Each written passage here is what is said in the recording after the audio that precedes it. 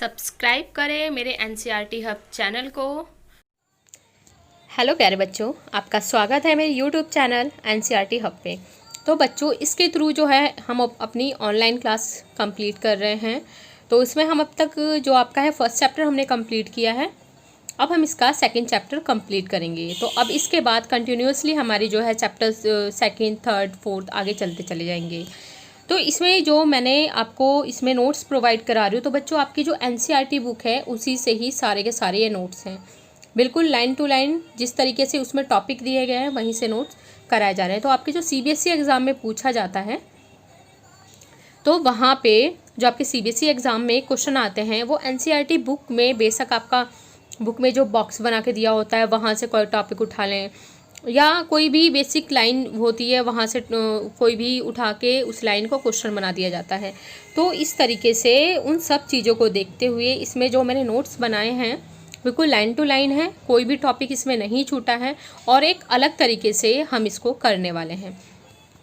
आपके नोट्स अगर बने हुए हैं ठीक है, अगर नहीं बने हुए, जिन बच्चों के नोट्स नहीं बने हैं तो कॉपी पेन लेके बैठ जाओ और लिखना स्टार्ट कर दो। क्लियर है? क्योंकि इसमें सारे के सारे जो नोट्स हैं अलग तरीके से कराए गए हैं और जिन बच्चों के नोट्स बने हुए हैं तो वो बच्चे अपने नोट्स खोल के बैठें, इसको पढ़ते रहें, अपने नोट्स को साथ के साथ रीड करते रहें। देन आपको अगर लगता है कोई ऐसा टॉपिक है, कोई ऐसा पॉइंट है जो मैंने लिखवा रखा है लेकिन आपके नोट्स में नहीं है, तो उसे आप वहीं पे नोट करोगे। तो ये छोटी सी इन्फॉर्मेशन थी ताकि किसी भी बच्चे का कोई लॉस ना हो। जिस बच्चे की अगर ऑनलाइन क्लास भी छूट गई है या कोई भी प्रॉब्लम हो गई होगी और जिसका काम कंप्लीट नहीं है, तो अब साथ के साथ वो वर्क कंप्लीट कर ले। ये पूरा का पूरा सिलेबस कंप्लीट करने के बाद हम करेंगे सीबीएसई के क्वेश्चंस। क्लियर है? तो आओ हम स्टार्ट करते हैं। 2 मिनट हो चुके हैं हमारे पूरे। अब तो इसमें चैप्टर हम सेकंड की बात करेंगे, विश्व जनसंख्या वितरण, घनत्व और वृद्धि। किसकी बात करें हम बच्चों? वर्ल्ड लेवल पे बात करेंगे, यानी कि जो वितरण यानी कि जनसंख्या किस तरीके से फैली हुई है हमारे पृथ्वी पे। हमारे पृथ्वी का जो पूरा का पूरा भूभाग है, देखा जाए तो बच्चे सबसे पहले बेसिक कॉन्सेप्ट आप समझ लो। हमारे जो पृथ्वी पे जो पानी वाले एरिया है यानी कि समुद्र का जो क्षेत्र है वहाँ तो पॉपुलेशन नहीं रहेगी। तो बच्चों हमारी ज़्यादातर पॉपुलेशन जो है एशिया का जो पूरा क्षेत्र है यहाँ घेरे हुए हैं। ऑस्ट्रेलिया में कम पॉपुलेशन है, या आपका इधर नॉर्थ अमेरिका है, ये साउथ अमेरिका है, और इधर आपका अफ्रीका है। तो सबसे ज़्यादा पॉपुलेशन देखोगे ना इधर ही है। और भूमध्य रेखा पे अगर आप देखोगे यहाँ पे, तो यहाँ पे भी बच्चों पॉपुलेशन इतनी ज़्यादा नहीं, क्योंकि यहाँ पे गर्मी इतनी ज़्यादा है, बहुत ज़्यादा गर्मी है, बारिश भी ज़्यादा होती है, तो वहाँ पे रहने के लिए अनुकूल वातावरण वहाँ नहीं है, तो यहाँ पॉपुलेशन कम पाई जाती है। जो अब बच्चों आपका रेगिस्तानी एरिया अगर आप देखोगे, रेगिस्तानी एरिया कहीं, तो बच्चों वहाँ पे भी आपकी जो पॉपुलेशन कम होती है। अगर हम बात करें इसके ऊपर, यहाँ ध्रुवों की बात करेंगे बच्चों, तो यहाँ पे आपकी क्या है, बर्फ़ है। बर्फ़ होने के कारण, काफ़ी ठंडा एरिया होने के कारण इस वाले क्षेत्र पे भी आपकी पॉपुलेशन कम होगी, यानी कि जनसंख्या कम होगी, और नीचे वाले क्षेत्र पे भी कम होगी। और आपके बीच वाले क्षेत्र पे तो कम ही है, क्योंकि ये इतना उष्ण गर्म क्षेत्र है कि यहाँ पे इतनी ज़्यादा जनसंख्या नहीं रहती है। और आपका एक रेगिस्तान, गर्म रेगिस्तान और ठंडा रेगिस्तान, 2 तरीके के रेगिस्तान होते हैं बच्चे। तो गर्म रेगिस्तान में, बहुत ठंडे रेगिस्तान में, वहाँ पे भी पॉपुलेशन इतनी ज़्यादा नहीं रहती है। प्लस आपके पर्वतों पे भी पॉपुलेशन इतनी ज़्यादा नहीं रहती है। पॉपुलेशन जो जनसंख्या सबसे ज़्यादा कहाँ निवास करती है, तो आपके मैदानी क्षेत्र में निवास करती है, जो उसके लिए रहने के लिए अनुकूल दशाएं, अनुकूल यानी कि जो किसी के फेवर में हो। क्लियर है? तो इतना आपको समझ में आया होगा। आपको ये पूरी की पूरी चीज़ इसलिए मैंने बताई है तो आपको पता चल जाए।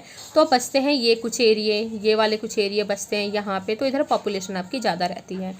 ये देखा जाए नॉर्थ अमेरिका, साउथ अमेरिका में, तो यहाँ इतनी ज़्यादा पॉपुलेशन नहीं है। तो आइए हम इस तरीके से आप अपने चैप्टर को स्टार्ट करते हैं। आपको क्लियर हो गया होगा कि हमारे देखा जाए तो एक बहुत इतनी बड़ी पृथ्वी पे कोई छोटा सा एरिया ही है जहाँ बहुत ज़्यादा पॉपुलेशन रहती है। तो आइए हम देखते हैं, अब स्टार्ट करते हैं अपने टॉपिक को। अपने कॉपी पेन लेके बैठ जाइए। तो इसमें जो आपका टॉपिक बच्चों, हम जो पहला टॉपिक देखेंगे, विश्व में जनसंख्या वितरण के प्रारूप, यानी कि विश्व में जो जनसंख्या फैली हुई है किस तरीके से फैली है। जनसंख्या वितरण शब्द का अर्थ भूपृष्ठ, यानी कि जो बच्चों जनसंख्या वितरण है इस वर्ड का मतलब क्या है, यानी कि भूपृष्ठ पे, यानी कि जो हमारी पृथ्वी है धरती के ऊपर भूपृष्ठ पर लोग किस प्रकार वितरित हैं, किस प्रकार से फैले हुए हैं। अगर मोटे तौर पर देखा जाए तो मोटे तौर पर विश्व की जनसंख्या का 90% इसके 10% स्थल भाग में निवास करता है। यानी कि बच्चों अगर देखा जाए पॉपुलेशन का एक बहुत बड़ा भाग एक छोटे से 10% क्षेत्र में निवास करता है। क्लियर है। और बाकी का जो 90% एरिया बचता है आपका, उस पे आपकी 10% पॉपुलेशन निवास करती है। इसमें कौन सा, आपके ठंडे प्रदेश आ गए, पर्वत आ गए, आपका ठंडा रेगिस्तान आ गया, गर्म रेगिस्तान आ गया, तो यहाँ पे काफ़ी कम पॉपुलेशन निवास करती है। और 10% क्षेत्र बच्चों वो है आपका, ज़्यादातर इसमें मैदानी क्षेत्र शामिल है। इसमें आपकी जो विश्व की अगर जनसंख्या देखा जाए तो 90% इस पर निवास करती है। क्लियर होगा। अगर आपके एग्जाम में आएगा तो इसी तरीके से आप इंट्रो इसका स्टार्ट करोगे। नेक्स्ट आपका है जनसंख्या का घनत्व। आपको पता होना चाहिए जनसंख्या का घनत्व यानी कि घनत्व का मतलब क्या है। आइए देखते हैं। प्रति वर्ग किलोमीटर रहने वाले व्यक्तियों की संख्या, प्रति वर्ग किलो। जैसे बच्चों इसका आपको फॉर्मूला दिया गया है जनसंख्या का घनत्व, ऊपर लिखोगे आप जनसंख्या, नीचे लिखोगे आप क्षेत्रफल। क्लियर है। इस तरीके से हम किस तरीके से इसको फाइंड करेंगे, इसका फॉर्मूला जो आपको दिया है, आपको क्षेत्रफल मान लो दे दिया गया है 100 वर्ग किलोमीटर। अब हम किसकी बात कर रहे हैं, 100 वर्ग किलोमीटर, और जनसंख्या है वहाँ की 1.5 लाख। तो किस तरीके से हम निकालेंगे, जहाँ क्षेत्रफल है वहाँ रख दो आप 100, क्योंकि 100 वर्ग किलोमीटर दिया हुआ है क्षेत्रफल, जनसंख्या है आपकी 1.5 लाख, इसे यहाँ लिख दो। तो घनत्व कितना हो गया, 1.5 लाख बट्टे 100, टोटल आपकी निकल के आई है 1500 व्यक्ति प्रति वर्ग किलोमीटर। तो आई थिंक इतना आपको क्लियर होगा।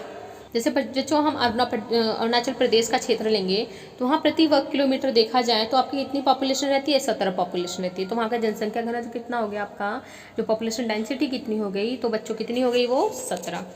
क्लियर। तो नेक्स्ट इसमें हम करने वाले हैं टॉपिक जनसंख्या। जनसंख्या में हम बच्चों पढ़ने वाले सघन आबाद क्षेत्र, मध्यम और विरल। इसमें बच्चों एक मिस्टेक है, मिस्टेक भी नहीं है, ये मध्यम आपकी ये वाली है, विरल आपकी ये वाली है। मैं एक बार इसे नोट कर देती हूँ। आपका यहाँ पे मध्यम नहीं आएगा, आपका यहाँ पे आएगा विरल या कम जनसंख्या, और यहाँ पे आपकी आएगी मध्यम। क्लियर है। ये सारी मध्यम जनसंख्या और ये आपकी विरल जनसंख्या। तो आइए हम देखते हैं, ये आपको नहीं लिखना है। तो हम देखते हैं आपका जो पहला इसमें है सघन आबाद क्षेत्र, यानी कि जनसंख्या सघन यानी कि बहुत घनी जनसंख्या जहाँ पे रहती है, यानी कि ज़्यादा पॉपुलेशन। तो इसका जो मेन है यानी कि प्रति वर्ग किलोमीटर 200 से अधिक व्यक्ति, बच्चों जहाँ प्रति वर्ग किलोमीटर 200 से अधिक व्यक्ति रहते हैं उसे सघन आबाद क्षेत्र कहते हैं। अब हम देखेंगे इसमें कौन कौन सा एरिया आता है। तो इसमें बच्चों आपका यूएसए, यानी कि अगर देखोगे इस तरीके का यूएसए है तो इसका पूर्वी भाग यानी कि ईस्ट इधर पड़ेगा ना, तो इधर वाला आपका पूर्वी भाग आ जाएगा। नेक्स्ट आपका यूरोप है। तो बच्चों यूरोप का अगर आपका यूरोप का मैप बनाया जाए तो कुछ इस तरीके से वो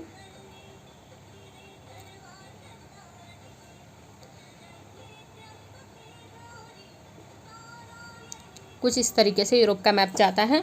तो यूरोप का देखा जाएगा तो नॉर्थ वेस्ट पार्ट, तो ये देखा जाएगा तो आपका ये वाला जो पार्ट है नॉर्थ वेस्ट पार्ट, ये वाला, ये क्या है, सघन बसा क्षेत्र है। उसके बाद अगर हम देखेंगे एशिया का, तो एशिया का बच्चों जो है, एशिया में काफ़ी सारे पार्ट आ जाते हैं। तो एशिया का साउथ वाला पार्ट यानी कि नीचे वाला पार्ट, जैसे भारत वाला नीचे वाला जो पार्ट आ गया इसमें, और साउथ ईस्ट पार्ट आ गया आपका, चाइना आ गया इसके अंदर, और एशिया में आपका ईस्ट वाला जो पार्ट आ गया। ये कैसे हैं, ये सारे के सारे सघन बसे क्षेत्र हैं। इसको हम बाद में मैप के द्वारा करेंगे। नेक्स्ट आपका है, आपकी बुक में इसका मैप भी दिया हुआ है तो आप उससे ज़रूर एक बार देख लेंगे। उसके बाद आपका है विरल, लेकिन हम पहले करेंगे हम मध्यम। तो आपको मध्यम को सेंटर में लिखना है यहाँ पे, और इसको आप इधर लिख लेना, नहीं तो अगर कोई कन्फ्यूज़न है तो एज इट इज से उतार दो। नेक्स्ट इसके बाद है प्रति वर्ग, मध्यम में क्या है, प्रति वर्ग, जहाँ पे 11 से 50 व्यक्ति प्रति वर्ग किलोमीटर रहते हैं। कितने व्यक्ति, 11 से 50।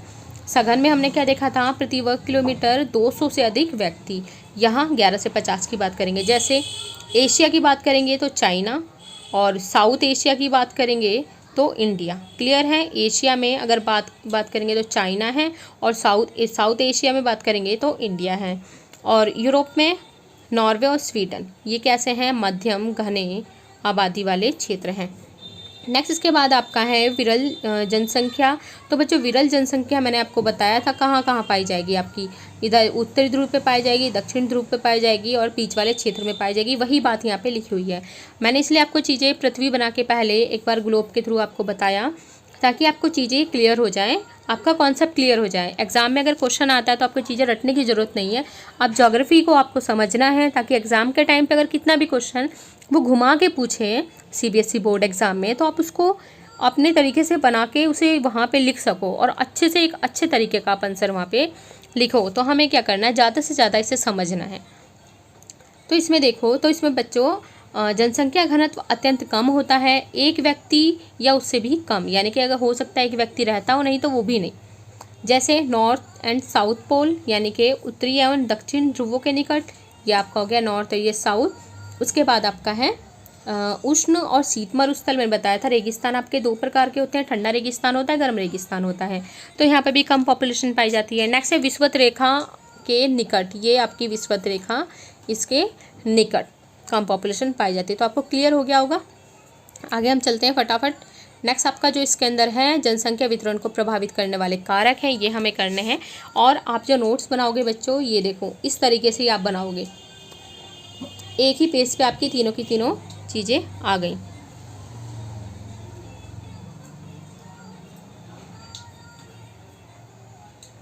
इसमें 2-3 देखने हैं, भौगोलिक कारक, आर्थिक कारक और सामाजिक एवं सांस्कृतिक कारक हमें देखने हैं।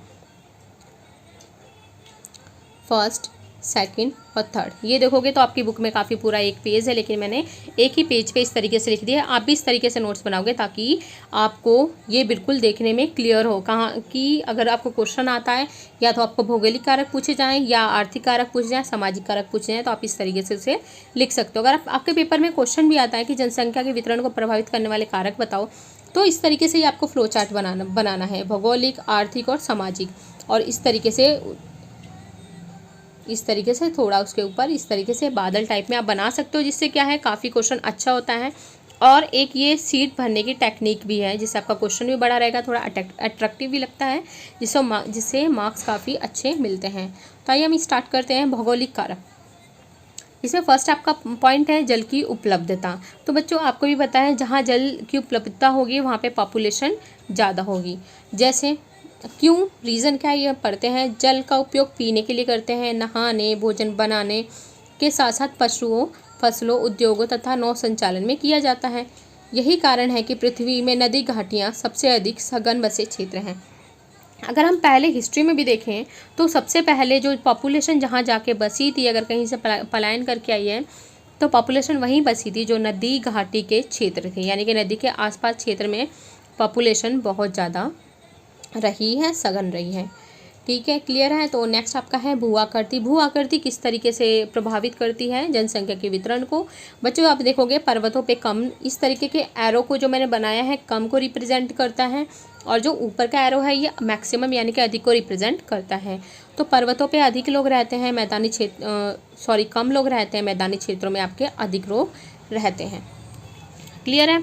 नेक्स्ट आपका है गंगा का मैदान विश्व के सर्वाधिक सघन जनसंख्या वालों में से एक है, जबकि हिमालय बच्चों कैसा है, विरल है। आपको 2 एग्जाम्पल इसमें लिखने होंगे तो आप लिख सकते हो।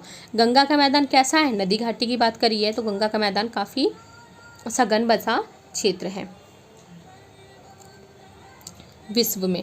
क्लियर है। नेक्स्ट आपका है हिमालय कैसा है, विरल, क्योंकि यहाँ पे कम पॉपुलेशन है। क्लियर है आपको कि पर्वतों पे कम लोग रहते हैं, मैदानों में ज़्यादा लोग रहते हैं। नेक्स्ट आपका इसमें है जलवायु। तो जलवायु भी इसको प्रभावित करती है, क्योंकि उष्ण और ठंडे, जहाँ पे बहुत गर्म और ठंडी जलवायु, वहाँ पे लोग कैसे रहेंगे बच्चों, कम लोग रहते हैं। तो इस तरीके से अगर आप अपने नोट्स बना के चलते हो, नोट्स बच्चों क्या होते हैं, जैसे आपने ये पढ़ा, ये आप इसे नोट करोगे, इसे आप 2-3 बार पढ़ लिए, पढ़ने के बाद आप क्या करोगे, इसे और शॉर्ट फॉर्म में लिख दोगे और की पॉइंट में लिख दोगे। जैसे मैं एरो बना के कम, मैं समझ रही हूँ उस चीज़ को। तो इस तरीके से जितना हम शॉर्ट करते चले जाते हैं वो हमारे दिमाग उस चीज़ को जल्दी समझता है। एग्ज़ाम टाइम पे हमें सीधे अगर क्वेश्चन लिखने बैठते हैं तो वही चीज़ हमारे दिमाग में आती है कि हमारे स्टेज पे तो हमने इस तरीके से पूरा का पूरा फ्लो चार्ट बनाया था, ये इन्फॉर्मेशन थी, तो जल्दी हमारे दिमाग में क्लिक करता है। मृदाएँ यानी कि मिट्टी की बात करेंगे, जहाँ उपजाऊ और दोमट मिट्टी है वहाँ पे लोग अधिक रहेंगे, क्योंकि वहाँ पे अच्छी फसल होती है, वहाँ पे पॉपुलेशन ज़्यादा पाई जाएगी। जैसा आपका गंगा का मैदान है तो वहाँ पे काफ़ी अच्छी मिट्टी है, क्योंकि नदियाँ अपने द्वारा जब जल लेके आती हैं तो उसके द्वारा जो मिट्टी बह के आई है वो काफ़ी उपजाऊ मिट्टी है, जिसकी वजह से आपका जो गंगा का मैदान है उसका निर्माण हुआ है। तो इसमें आपका जो सेकंड नाम है आर्थिक कारक, तो आर्थिक कारक में है आपका खनिज। खनिज में हम देखेंगे जहाँ खनिज अधिक होंगे बच्चे वहाँ पे लोग ज़्यादा होंगे।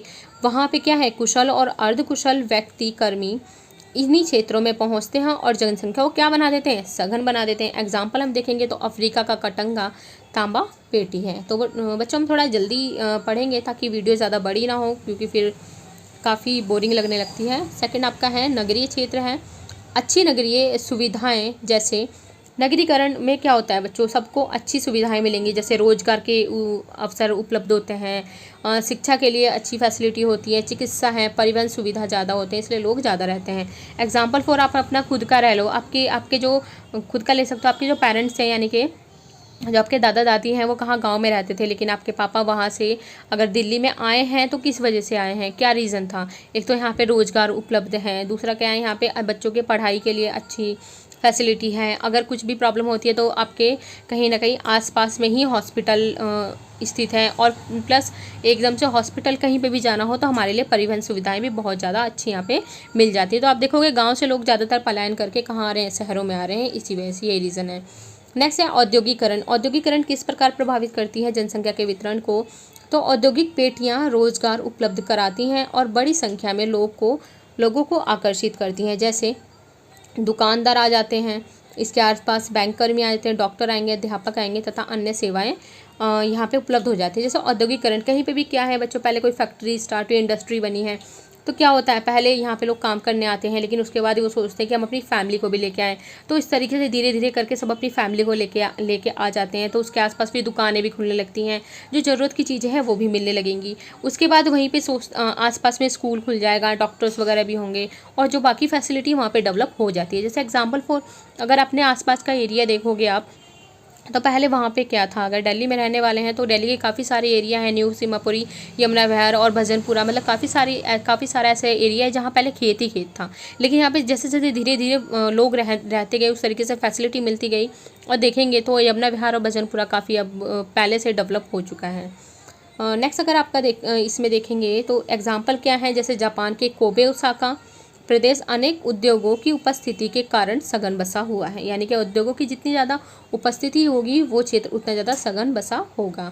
आई थिंक आपको इतना समझ में आया होगा। अगर आपको समझ में आ रहा है तो ज़रूर आप कमेंट ज़रूर कर देना कि आपको चीज़ें क्लियर हो रही हैं, नहीं क्लियर हो रही हैं, मैं स्पीड में पढ़ा रही हूँ, स्लो पढ़ा रही हूँ, जो भी वो चीज़ आप इसमें ज़रूर लिखोगे।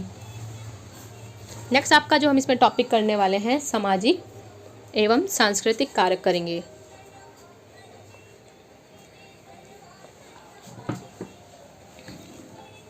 इसमें जो है कुछ स्थान धार्मिक अथवा सांस्कृतिक महत्व के कारण अधिक लोगों को आकर्षित करते हैं।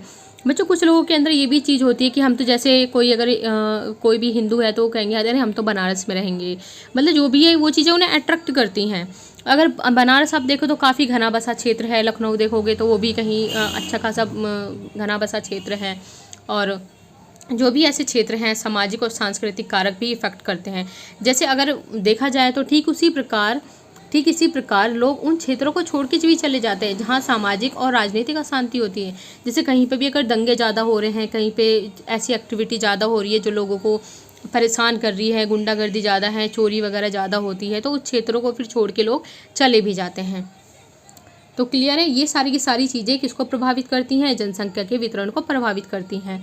तो इसमें आपके भौगोलिक कारक हो गए, आर्थिक कारक हो गए, सामाजिक। भौगोलिक में बच्चों हमने पढ़ा है जल की उपलब्धता पढ़ा है, भू आकृति पढ़ी है, जलवायु और मृदाएं। तो ये आपके टोटल 4 टॉपिक हो गए हैं। तो आपको जो इसमें याद करने हैं यही 4 चीज़ें इसमें याद करनी है, जल की उपलब्धता, भू आकृति और जलवायु और मृदाएं। और इसके अंदर जो चीज़ें मैंने लिखवाई हैं वो आपको दिमाग में होनी चाहिए। नेक्स्ट आर्थिक कारक मैंने पढ़ा है खनिज, नगरीकरण, औद्योगिकरण, और आपका इसमें आई थिंक 3 ही टॉपिक इसमें हैं। और इसमें सांस्कृतिक में आपके पास 2 पॉइंट हैं, एक धार्मिक और सांस्कृतिक कारक, दूसरा आपका है सामाजिक और राजनीतिक अशांति। नेक्स्ट पेज पे हम चलते हैं। नेक्स्ट पेज पे हम बच्चों मैंने कुछ इसमें आपको जो इसमें वर्ड्स वगैरह हैं जो आपके 1 नंबर में आते हैं, या तो आपके 1 नंबर में मल्टीपल चॉइस में आएंगे, या आपको 1 नंबर में 1 या 2 नंबर में लिखने के लिए आएंगे, या आपको कोई ऐसा क्वेश्चन आ जाएगा जिसमें आपको पहले उसका इंट्रो में ही लिखना पड़ेगा, देन उसके बाद आप क्वेश्चन स्टार्ट करोगे। तो ये काफ़ी इम्पॉर्टेंट हो जाता है, जो 1 मार्क्स में आपका आएगा ही आएगा, क्योंकि इसके आने की पॉसिबिलिटी ज़्यादा होती है। जैसे MCQs में या तो आपको देखने को मिलेगा या 1 या 2 नंबर में देखने को मिलेगा, या 5 मार्क्स का जो क्वेश्चन होता है आपको उसमें एक डेफिनेशन या इंट्रो के थ्रू लिखना पड़ता है वहाँ पे भी। तो इसमें जो आपका है, सबसे पहले हम देखेंगे जनसंख्या वृद्धि। तो जनसंख्या वृद्धि में बच्चों हम देखने वाले हैं जनसंख्या वृद्धि अथवा जनसंख्या परिवर्तन का अभिप्राय किसी क्षेत्र में समय की किसी निश्चित अवधि के दौरान बसे हुए लोगों की संख्या में परिवर्तन से है। यानी कि बच्चों क्या है, जनसंख्या वृद्धि सिंपल सा क्या है, एक पर्टिकुलर टाइम, एक निश्चित अवधि है जिसमें लोगों की संख्या बढ़ गई। मान लेते हैं, हम मान के चलते हैं हम अपने अकॉर्डिंग कि एक वर्ष में क्या है, पहले क्या है, यहाँ पे 1000 लोग रहते थे, लेकिन 1 साल बीत जाने के बाद यहाँ पे अब हो गए हैं आपके 1500, मान लेते हैं हम 1500 लोग हो गए। तो इसमें जो डिफरेंस आया, कितना डिफरेंस आया, 500 का डिफरेंस आया। तो बच्चों ये क्या है, आपकी जनसंख्या वृद्धि है। क्लियर है आपको। तो एक निश्चित अवधि में जो जनसंख्या में परिवर्तन वहाँ पे आएगा, जो वहाँ पे बसे हुए लोगों में जो संख्या में परिवर्तन आता है वही जनसंख्या वृद्धि कहलाती है। या जैसे मैंने एग्जाम्पल भी यहाँ पे लिखा हुआ है, समय के 2 अंतरालों के बीच एक क्षेत्र विशेष में होने वाली जनसंख्या में परिवर्तन को जनसंख्या वृद्धि कहा जाता है। जैसे एग्जाम्पल 1991 से 2011 की बात करेंगे। 1991 में जो आपकी पॉपुलेशन थी 84.6 करोड़ थी, लेकिन वही 2001 में 102.70 करोड़ हो गई है। क्लियर है। तो कितने का डिफरेंस आया आपका, 18.07 करोड़ का आपका जो डिफरेंस इसमें आया है। तो अब देखो जैसे 18.07 करोड़ का डिफरेंस है, तो क्या हुआ इसमें, इंक्रीज़ हुआ है डिक्रीज़ हुआ है, यानी कम हुआ है ज़्यादा हुआ है, ज़्यादा हुआ है ना। तो बच्चों क्या हो गई, ये जनसंख्या वृद्धि हो गई। अगर यही कम हो जाता, यही रेशो अगर कम हो जाता, यही डिफरेंस अगर जो हम देखें कम आता, अगर यही डिफरेंस कम आता तो वो क्या होती, जनसंख्या का ह्रास हो जाता, यानी कि जनसंख्या में कमी आई है। क्लियर है। तो जनसंख्या वृद्धि और कमी दोनों एक ही चीज़ है, बस ये है कि इसमें वृद्धि हो रही है, उसमें कमी हो जाती है। तो वो भी आपका टॉपिक क्लियर हो गया। नेक्स्ट इसमें है जनसंख्या की वृद्धि दर। तो ये भी इसी तरीके से जनसंख्या की वृद्धि क्या है, यह जनसंख्या में परिवर्तन है जो प्रतिशत में व्यक्त किया जाता है। बस एक सिंपल सा वर्ड आपको लिखना है, देखना है यहाँ पे, परसेंटेज। जनसंख्या में परिवर्तन किस में व्यक्त करेंगे, परसेंटेज में व्यक्त करेंगे। नेक्स्ट आपका थर्ड है जनसंख्या की प्राकृतिक वृद्धि। जनसंख्या की प्राकृतिक वृद्धि क्या है, किसी क्षेत्र विशेष में 2 समय अंतराल में जन्म और मृत्यु के अंतर बढ़ने वाली जनसंख्या को उस क्षेत्र की प्राकृतिक वृद्धि कहते हैं। जैसे कि एग्जाम्पल 4 आपका जन्म माइनस मृत्यु। ठीक है, हम मान लेते हैं 10 बच्चों का जन्म हुआ जिसमें 5 की डेथ हो गई, तो कितने बचे, अब 5 बचे। तो ये क्या हो गई आपकी प्राकृतिक वृद्धि। क्लियर है। यानी कि जो भी जन्मे बच्चे थे 10 थे और अन्य 5 लोगों की जो उसमें डेथ हो गई है, तो इसमें जो आपकी बाकी जो बचा है 5 बचा है, ये क्या है, प्राकृतिक वृद्धि दर है।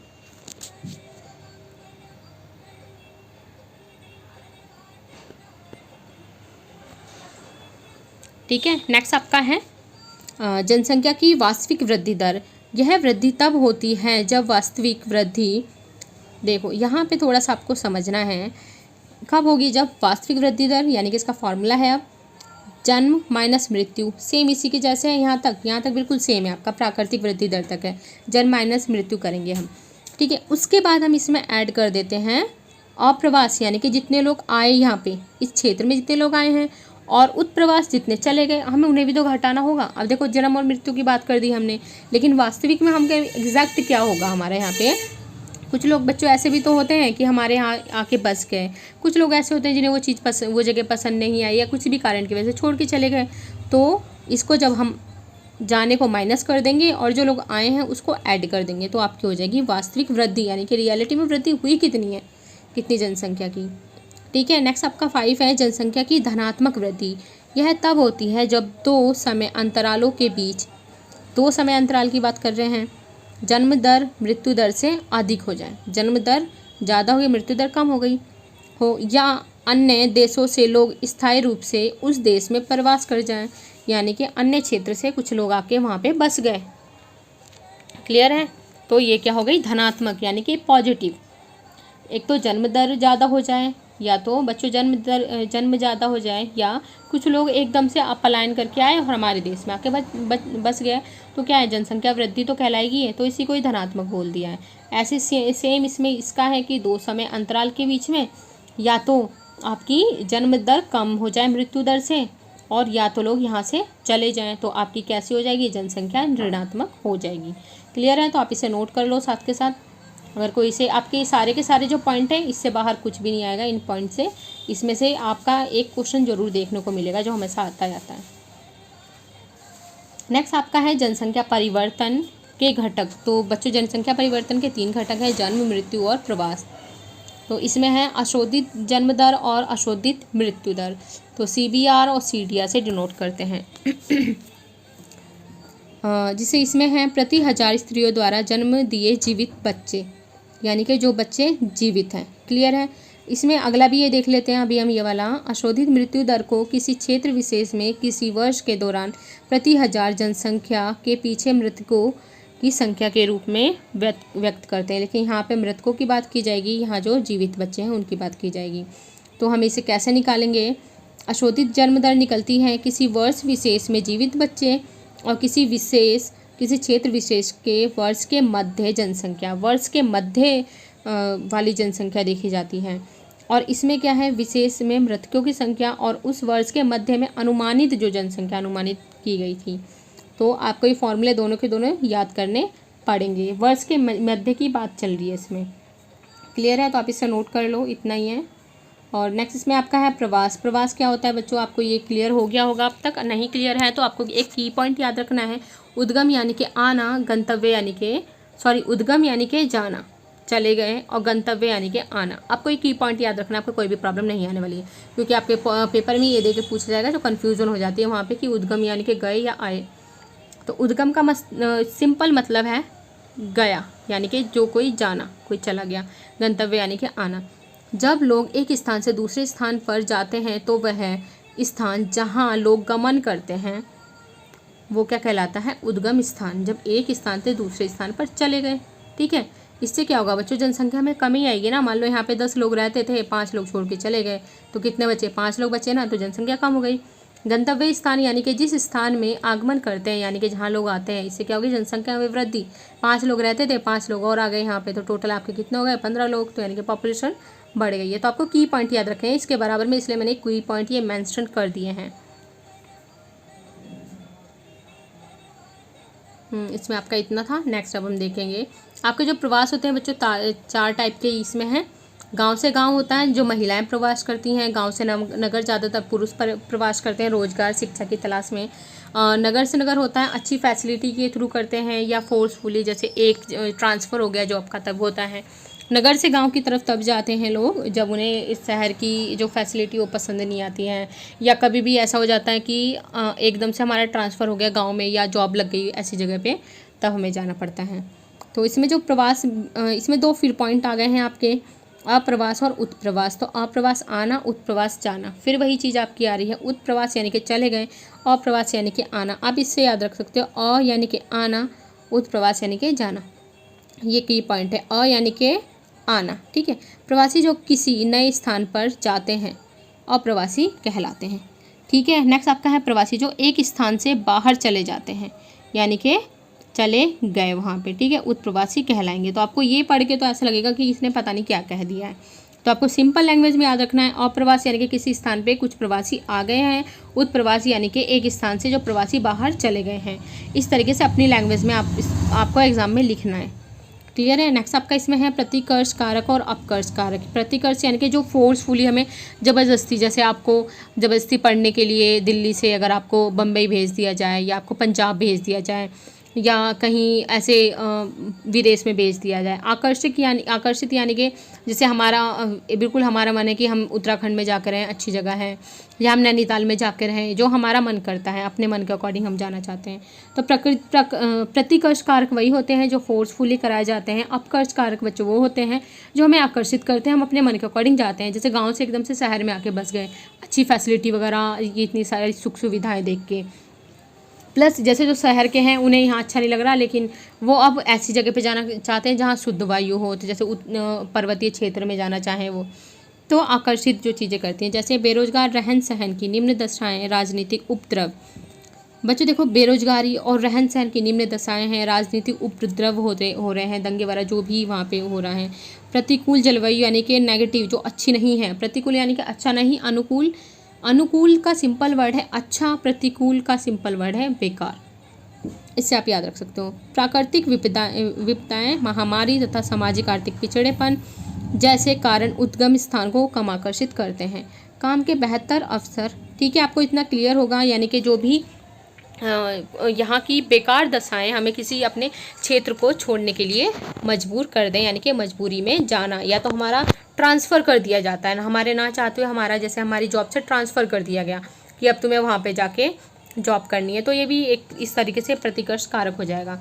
अपकर्ष यानी कि काम के बेहतर अवसर और रहन सहन की अच्छी दशाएं, शांति, स्थायित्व, जीवन व संपत्ति की सुरक्षा तथा जलवायु जैसे कारण गंतव्य स्थान को उद्गम स्थान की अपेक्षा आकर्षक बनाते हैं। क्लियर है? उद्गम यानी कि जो छोड़ के चले गए थे की अपेक्षा आकर्षित बनाते हैं। थोड़ी सी आपकी लैंग्वेज की टफ है, लेकिन आपको अपनी लैंग्वेज में लिखना है। आपने समझ में आ गया ना कि प्रतिकर्ष और अपकर्ष क्या होते हैं, अपनी लैंग्वेज में से बना के लिखना सीखो।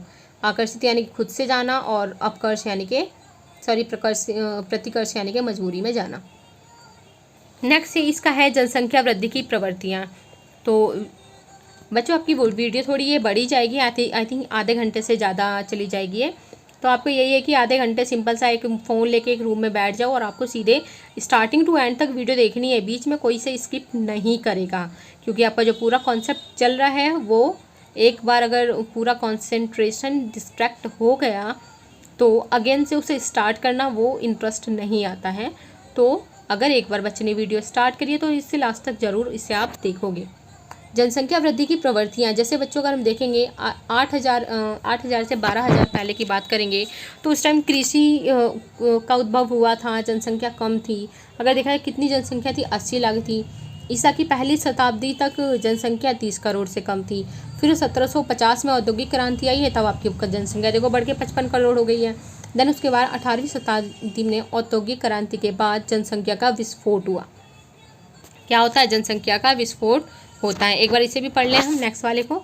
विश्व जनसंख्या के 2 गुना होने की अवधि कैसी है? जनसंख्या का की जो प्रारंभिक में 1 करोड़ होने में उसे 10 लाख से अधिक वर्ष लगे थे, लेकिन 5 से 6 अरब हो गई 12 वर्ष में। ये देखो 1 करोड़ होने में तो 10 लाख से अधिक वर्ष लग गए उसे, लेकिन 5 से 6 अरब होने में 12 वर्ष लगे। तो यही क्या है? जनसंख्या जो आपका विस्फोट हुआ था। जनसंख्या परिवर्तन के प्रभाव क्या पड़ते हैं? अब देखो जनसंख्या परिवर्तन के बहुत प्रभाव पड़ते हैं। एक तो बच्चों संसाधन कम होते हैं। हमारे यहाँ देखो पॉपुलेशन इतनी ज़्यादा बढ़ती जा रही है, सबको अपनी नीड चाहिए, कार चाहिए, बाइक चाहिए, सबको सारी की सारी फैसिलिटीज़ चाहिए। लेकिन अगर उस सब लोगों के पास कार वगैरह हर एक फैसिलिटी मिल जाएगी तो कार चलाने के लिए जगह कहाँ से होगी? क्योंकि अभी भी इतना ज़्यादा ट्रैफिक होता है। हर एक पर्सन के पास कार है, वो बाहर लेके जाना चाहते हैं, तो आई थिंक शायद पैर रखने की भी जगह ना मिले अगर सबके कार मिल गई तो। और फिर प्लस उसे चलाने के लिए पेट्रोल चाहिए। तो हमारे संसाधन जो बच्चों काफ़ी लिमिटेड हैं, पेट्रोल को बनने में कई हज़ारों वर्ष लगते हैं, जो कि एकदम से बनना उसका पॉसिबल नहीं है। तो उससे क्या हो रहा है? हमारे संसाधन का ह्रास हो रहा है। नेक्स्ट आपका है HIV एड्स वगैरह जो घातक बीमारियां हैं, जो आपका एग्जाम्पल इसमें बुक में दिया हुआ था, यानी कि अफ्रीका में स्टार्ट हुई थी, लेकिन उसके साथ साथ स्वतंत्र राष्ट्र मंडल में और एशिया में इससे मृत्यु दर बढ़ गई है। यानी कि ये इन देशों में आपका अफ्रीका महाद्वीप और एशिया महाद्वीप में ये फैल गया था। और इसमें जो बच्चों बुक बॉक्स में दिया था, अगर जनसंख्या की वृद्धि 1.9% अगर होती है तो यानी कि 1 अरब होने में वृद्धि दर कितनी हमारी आपकी 1.9% है आपकी बुक के अकॉर्डिंग इसमें जो था। और 1 अरब होने में जनसंख्या को कितने वर्ष लगेंगे? 36 वर्ष लगेंगे। इसके बाद हमें जो ये हमने पढ़ा है इसका हमें एक डायग्राम देखना है, आगे हम देखते हैं। ये बच्चों आपका इसमें डायग्राम है, जिस तरीके से आपको इसे ध्यान से समझना है आपके एग्जाम में, क्योंकि डायग्राम देकर डायरेक्ट क्वेश्चन पूछे जाते हैं। तो ये आपको दिए हुए नीचे टाइम दिए हुए ये देख सकते हो आप। और इस तरीके से पहले यहाँ पे कृषि थी, फिर यूरोप, फिर उद्योग आया, परिवहन आ गई, सफाई चिकित्सा आ गई, जैव प्रौद्योगिकी आ गई, कंप्यूटर, सूचना और कंप्यूटर वगैरह आ गया। तो ये देखो ये वर्तमान से 12,000 पहले, फिर ईसा जन्म का टाइम आ गया, ईसा मसीह के। फिर उसके बाद हम देखते हैं जैसे जैसे हम सन 2000 में आते हैं तो आपकी जो पॉपुलेशन है ये बच्चों अरब में चल रही है। तो देखो 2000 आने तक आपकी पॉपुलेशन 6 अरब हो गई है।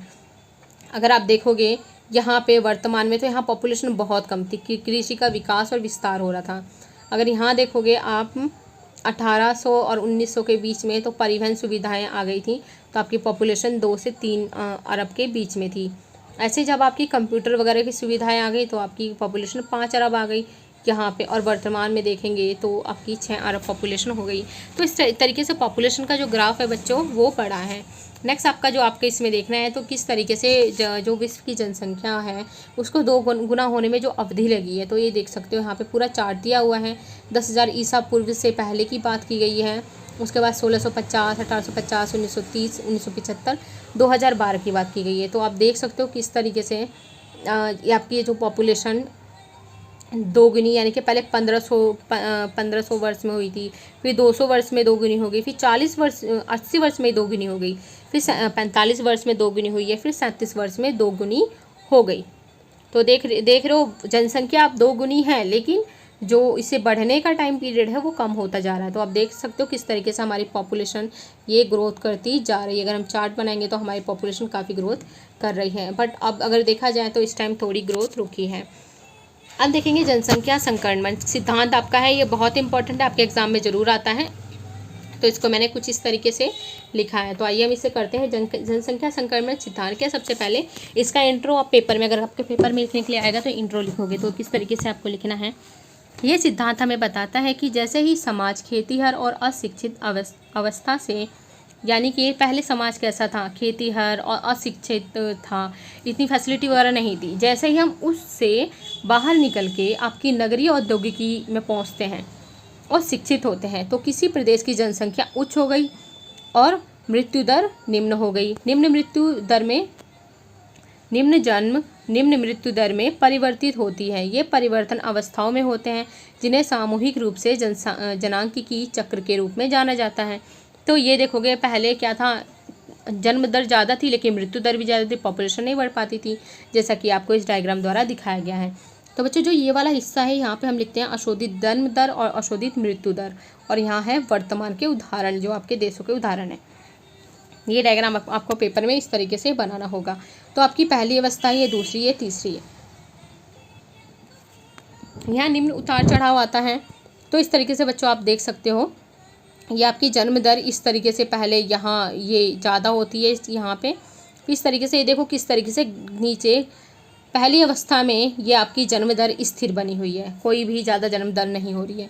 और जैसे ही पहली अवस्था को पार करती है जन्म दर एकदम से स्पीड में बढ़ रही है आपकी। बढ़ने के बाद क्या होता है, ये गिरती है, और जैसे ही थर्ड स्टेज में आप ये एंटर करती है फिर वापस ये थोड़ी स्थिर हो जाती है। क्लियर है।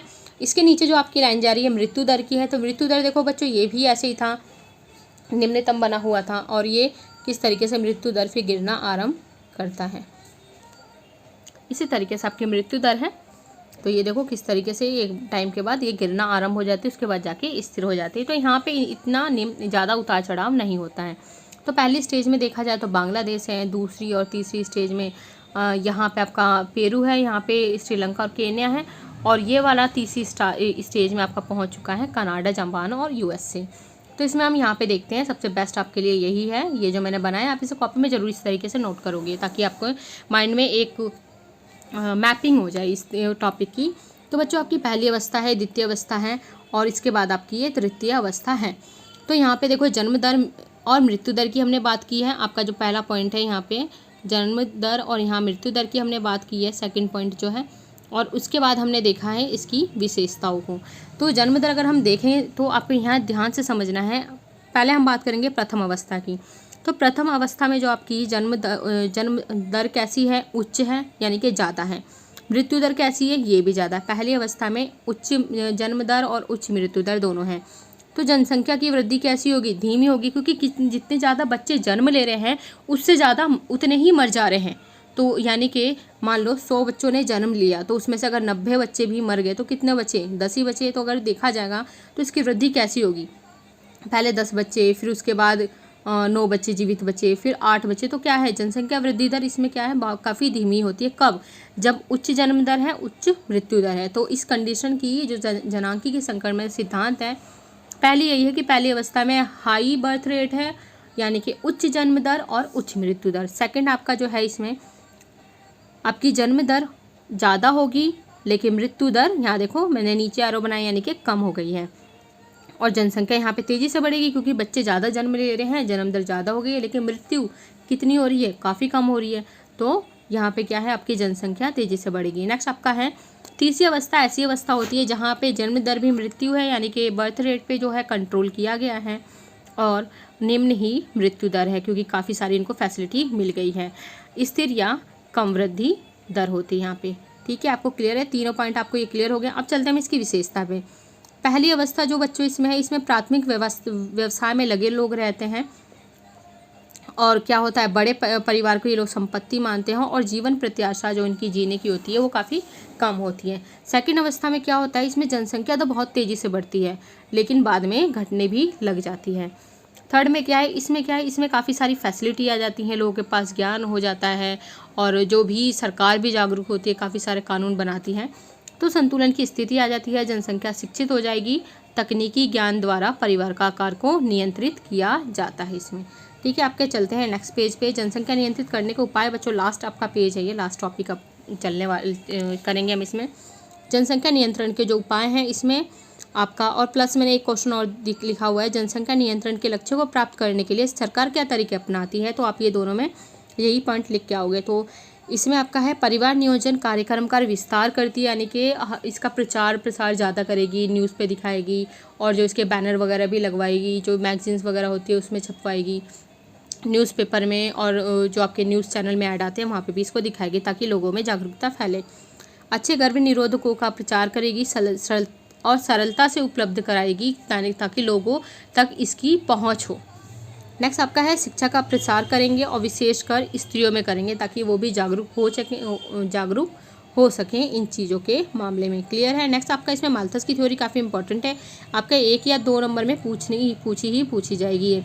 तो माल्थस की थ्योरी के अनुसार लोगों की संख्या खाद्य आपूर्ति की अपेक्षा तेज़ी से बढ़ती है। जैसे जनसंख्या में वृद्धि का परिणाम अकाल, बीमारी, युद्ध द्वारा उसमें अचानक से गिरावट के रूप में सामने आएगा। तो इसमें बच्चों क्या है, ये कह रहा है सीधे सीधे इन्होंने कहा था जो हमारा खाद्य आपूर्ति खाद्यान्न है वो बढ़ते हैं 1 गुना 2, फिर 3 बढ़ गया, फिर 4 बढ़ गया, इस तरीके से 1 बढ़ गया, फिर खाद्य आपूर्ति 2 बढ़ गई, फिर 3 बढ़ गई, फिर 4 बढ़ गई, फिर 5 बढ़ गई, फिर 7 क्विंटल। जैसे मानते हैं गेहूँ हमारा उत्पादन हो रहा है 7 क्विंटल तक बढ़ गया, लेकिन इन्होंने क्या कहा था, पॉपुलेशन कैसे बढ़ रही है, पॉपुलेशन अगर 1 हुई है 2 बढ़ गई है, फिर ये इसकी 4 2 गुना हो गई, 4 का 2 गुना कितना हो गया 16, 16 का कितना हो गया 32, 32 का दुगुना कितना हो गया 64। तो हमारी पॉपुलेशन इस रेशो में बढ़ रही है, 1 से 2 हुई, दुगनी हो गई, 2 से 4, 4 से 16, 16 से 32 और 64।